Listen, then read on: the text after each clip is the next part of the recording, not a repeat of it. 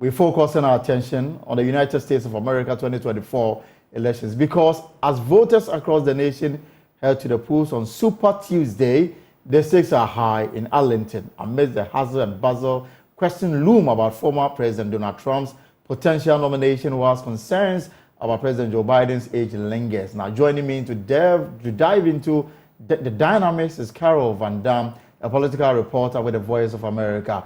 Carol, it's good to have you on the pulse this afternoon in Ghana. Why is today called Super Tuesday for those who are watching and cannot relate to what is super about this Tuesday? Tell us more about this. Well, it's called Super Tuesday because there's 15 states and one territory, the Samoa American territory. So that's a lot, and that's the most they've ever had so far in this whole election season. There's going to be millions of people going to vote today.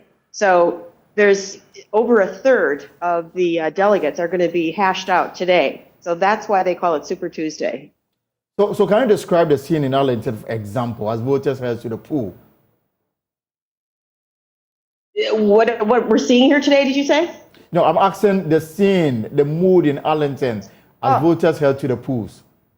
Well, it's a kind of a cold, rainy day, and it was unexpected because it was quite warm and sunny yesterday. And there are no long lines. There's just people kind of straggling in. This is at a central library in Arlington, Virginia, so there's also people coming just to go to the library. But there's been a steady stream of voters here who are coming either as Democrats or Republicans or independents to cast their ballots.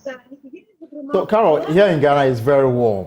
And I can see it's very cold out there. But former President Donald Trump, can he get the Republican nomination for 2024, looking at the figures and what you are privy to? He's far and away ahead of his opponent, Nikki Haley, the former South Carolina governor and UN ambassador.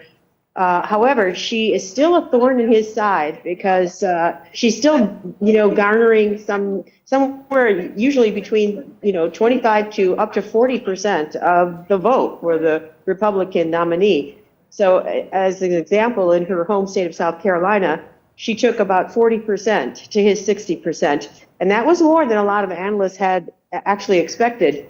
She won her first primary this past weekend in the District of Columbia, right nearby here in Arlington, Virginia, which is our capital, of course. And it was resounding win for her. But the downside of that is there was only a couple thousand Republicans voting, so that delegate count isn't really very large. And you will say that voters are not concerned about the many legal issues that he's dealing with? Oh, they're concerned, but it's a question. He's got such a strong, loyal base, and the question is whether that has upset any of his loyal base. And according to the pollsters, not a whole heck of a lot. The people seem to be sometimes even more committed to him, who were always, people behind Trump, the megas, as they're called here, because every time he was charged with another criminal offense, they seem to come out even more so and rally for him. Right. Let's focus on the Democrats. For the current president, Joe Biden, there's been multiple concerns raised about his age. How is his re-election campaign going?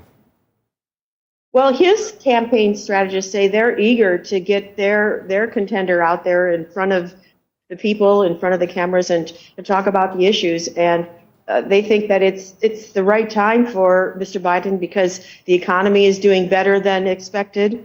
There was a time when a lot of economists in this country thought there would be not a soft landing, which is what this country had. And so, there's a lot of people who feel like Joe Biden, yes, his age is an issue, but that he's been grounded on a lot of the issues that matter to them. Also, there's a lot of people who will be coming out to vote, the pollsters say, about the issue of abortion, since the Supreme Court, as you know, overturned Roe v.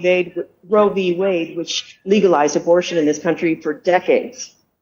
So after today, what's next? After today's Super Tuesday, what's next?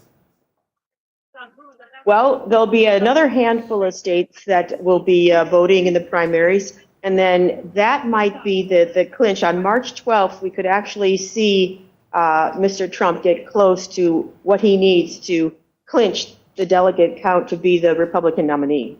And from your own independent view, you would say that it's likely to be a rematch between President Joe Biden and Donald Trump in November. It sure is looking that way. Mr. Biden doesn't really have any significant types of challengers on the ballot. Mr. Trump has one, but it's not even significant in terms of the delegate count.